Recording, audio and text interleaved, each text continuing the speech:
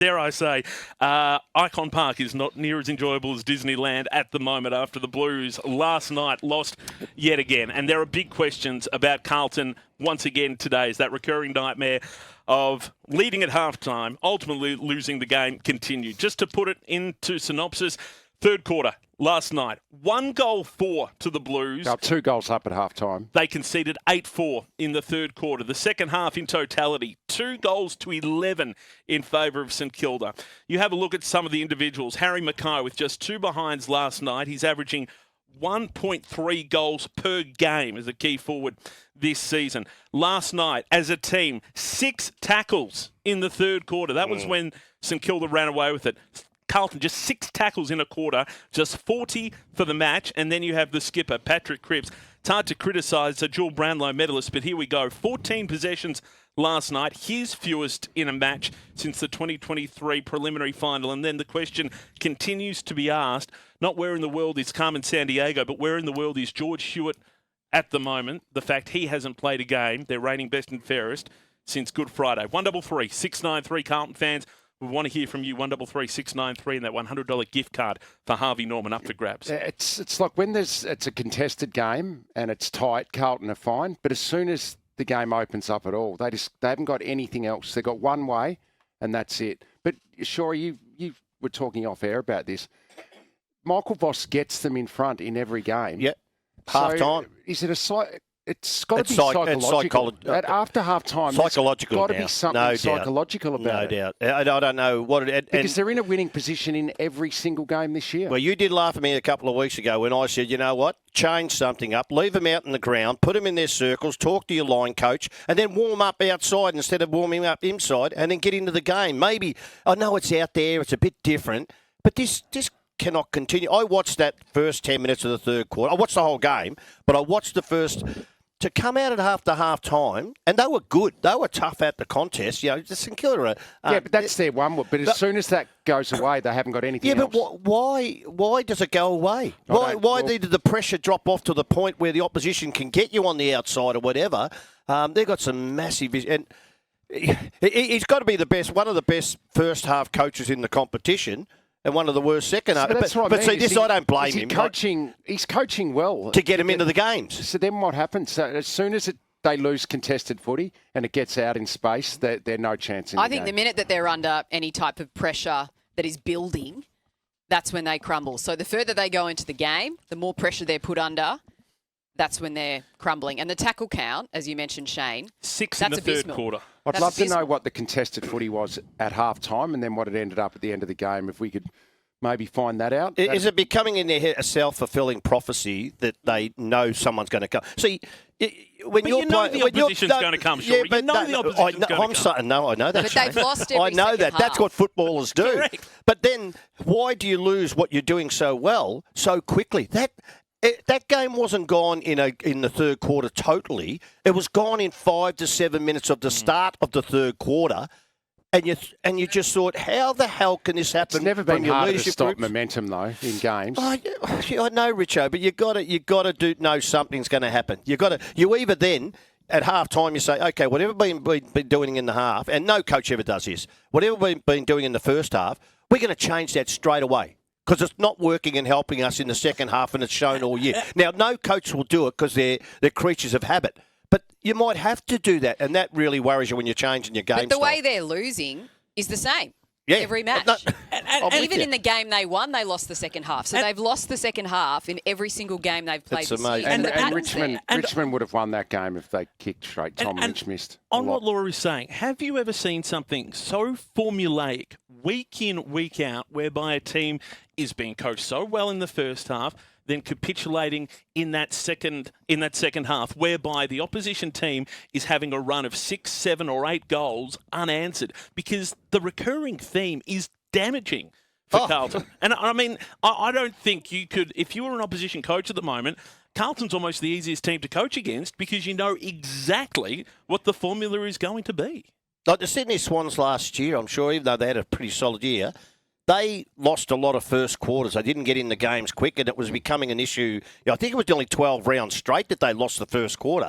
But This one's a man because you are in the. See, that's the start of the game where it can rock you. But I just think their game plan, which is based around contest and pushing. We it know forward, that. We know it doesn't work now. It's not the way to play now. But why does it work for a half?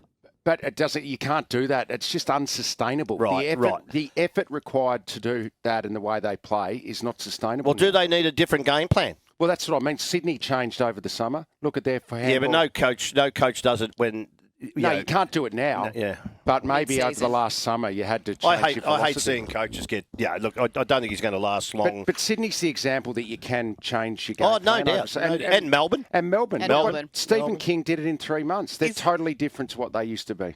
Does Carlton, and this puts the obvious to the fore that Michael Voss won't be there next year, therefore does Carlton now, at this point in time, need to make a decision, and at least by mid-season, so in just a few weeks, to go, all right, we're going to start planning for 2027, we're going to start playing more kids and looking to the future, because you can just about, well, you can put a line through this year as it is for the Blues.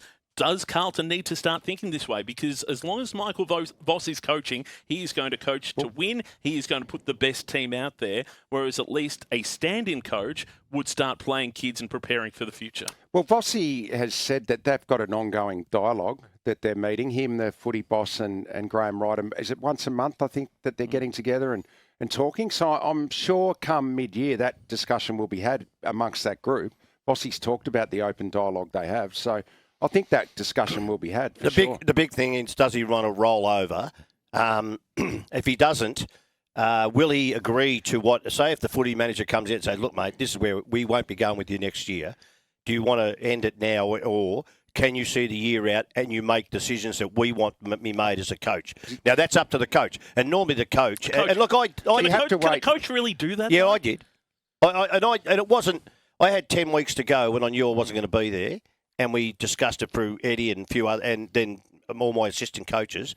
And it's done. Look, I didn't want to be in that position, let me tell you, because I hated losing. But it was easier. I thought then the balance was, all right, boys, this is what we're going to do. And we played a lot of, blokes, who just came out of nowhere, really. And we did. We had it set planned because Mick was going to take over. But it's hard. The coach is the one who has to call it. Do you think they? I think Graham Wright's going to be the one. Yeah, personally. great. No, but he'll go to him. He'll either sack him on the spot or he'll ask him, will you do this or will you do that? Well, and if it doesn't suit him, he'll with sack him. letting coaches go in season in the not too distant past. They did that with Brendan Bolton. I mean, I know that was not under Graham Wright, but they have done it before at this club. They've wheeled through the coaches. We've had these discussions. I think they'll wait until it's mathematically impossible to play finals, which is about 4 weeks' time. Yes, I would suspect, and I understand what you're saying, Shori, about when you were at Collingwood, but given the brutality of football now, as it is in 2026, I don't think Carlton fans would want that. I think if you want to play the kids, you are better off having an interim coach than the current coach who has his plan and what he's been trying to achieve as a winner. That's when you get to the level where, like he says, mathematically you can't play finals. They go to Vossi and they say, all right, we're not going to have you next year. We would rather you see the year out if we can, if it suits them, and do it. I don't know why they would want him to see out the year, though. But they could. That's what they might want to do because they don't see having an interim coach as any good or anything that they need. He's still an experienced coach, but you do it my way. And if he says no, I don't want to do it that way. I want to still work for me to win and whatever. He will be sacked on the spot. The other thing they've done differently this year is they haven't put that expectation out there in terms of where they want to be. So you remember Brian Cook at the start of last season said, "We are going to make finals." He made that definitive statement. He did it on our show and said, "We're going to make finals." That's the level we're setting ourselves at. And everyone knew that. And then in this year, when we asked Graham Wright the same question, what's the goal? What's your KPI? What's the minimum? That didn't come. Gee, you'd hope it's better than 16th. But we didn't get an answer. No, we didn't. We didn't get an answer. We didn't say top 10. We didn't say wild card. We got nothing. I just don't think their expectation was that they'd play finals this year. If you're realistic, their expectation can't have been one win after 8 rounds. No, but realistically, they're not a final side, Carlton. But can I just the end of that? Then you go to the individual players. Is the impact of how they're playing having an impact on players who we know can, like Jacob Weeder looks like he doesn't want to be out there. Harry Mackay's been shocking, non-competitive. Patrick Cripps slow. Can you make? will they make decisions on these players now about positionally where they might be better in the modern game, which has changed this year, Richo? Or will they say, okay, let's see the year out and a new coach comes in and makes those decisions himself? Because it might be their bad form is causing this individual bad form. I'm just throwing it up. I just think they've trained a method under Vossi that just doesn't stack up at the moment, the way footy's being played. The contested footy was -1 Carlton in the first half and then dropped away in the second half to be -5 in the second half. So if they have a good win in that area, they're in the game, and as soon as it drops away, the opposition gets away from them. We've had our say, we want yours. 133 693. Our best caller today will receive a $100 gift card. It's all with thanks to our good friends at Harvey Norman. The best brands, the best range, the best gifts for Mum Mother's Day next Sunday. You can shop in-store and online at Harvey Norman. 133 693.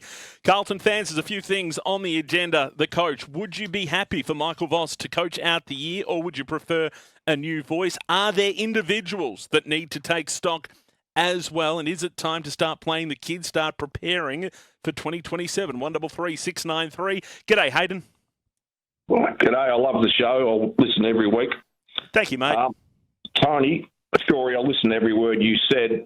You coached at the top level. Now, you picked your best 22. Some bizarre things have happened since Michael Voss has been our coach. Now, I'm just going to touch on something. There's personalities and there's clashes. Now, I'm a Carlton faithful and there's thousands of us, but how Hewett is not in our best 22. Now, that needs to be asked at the the press conference. Has there been clashes? Now, Charlie Curnow is obviously a superstar. How he can just walk out the door to Sydney, you got the Coney, you got Silvani at St Kilda, and I go back as far as, obviously I'm a very close watcher of the football club. Matthew Kennedy has played some good football at the Western Bulldogs. Now, some very bizarre things have happened. Now, that tells me there's not just one or two potential clashes, but you've got 6 footballers of quality ability, and now look at our squad now.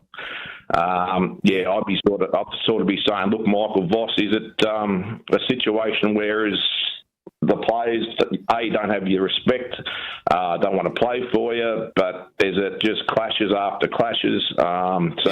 Good question. And you can't lose that type of players, those types of players who are fairly well, not always stars, but they wouldn't have wanted at to that lose level. to No, Coney. they wouldn't want it. But he's saying, why have they gone? Why have they gone here? Why aren't they playing Hewett? He's got all these questions going, which he has to answer in a certain way. I don't get the Hewett one. If he's not in that 23, Well, Hayden, in fairness to the journos who were at his press conference on Friday, this is obviously the day before they played, Michael Voss was once again asked about George Hewett. Here's the audio from that press conference. There's just a balance in every team that you need to be able to have. So I don't think you should make this about particularly one individual. But, yeah, obviously we've got to find a balance in our team. So whether that's forward line, talls and smalls, or whether that's midfield, whether you got the big boys inside versus the outside run that you need to be able to have. Across all areas we're trying to find that balance and what's going to be the cohesive unit we need. So that's the balance we've got right now, is what's the cohesion we want to build and where we want to take this group, and then, how do we add, players that are in form, either younger or older, that can come in and value add to our team. So he's saying it's the balance, but the balance isn't working. So this is why I'm staggered about it. I mean, look, I've heard that it isn't just a form thing, that there might be a sort of a personal element to it between the two of them and how they're getting along. I can't confirm that, but to me there has to be something more to it, because they're playing the way they are. They've lost 7 games. Why wouldn't you be playing him? He'd be getting a game at 17 other clubs. Yeah, but in fairness to Vossi there, he is talking about balance in the midfield, and you can't have all contested inside players in the midfield now. And that's changed over summer because of the ball up and how the game's being played and how easy it is to explode out of the middle. And unfortunately, there are a lot of players very similar in their skill set in that Carlton midfield. So, in fairness to Vossi, that's what he was saying. He's been out there since round 5. The fact that he can't get a look in, I mean, the midfield's hardly starring at the moment. The fact that he hasn't been But able you to... understand what I'm saying? Yeah, They're no, all I the do. same. So are they going to drop Voss or Hewett? So you want to go with the Smith and Walsh, Cripps. who aren't physical players. But you need some outside run in your midfield. Yeah, I go You with can't that. have all contested But players in your midfield. surely Hewett can play as a roll-up half forward, roll-up half back, like so many good players do. They go out of the Like midfield, come in. Luke Parker at North. All those players. He's got to be in their top 23. I think anyway. I don't get the balancing.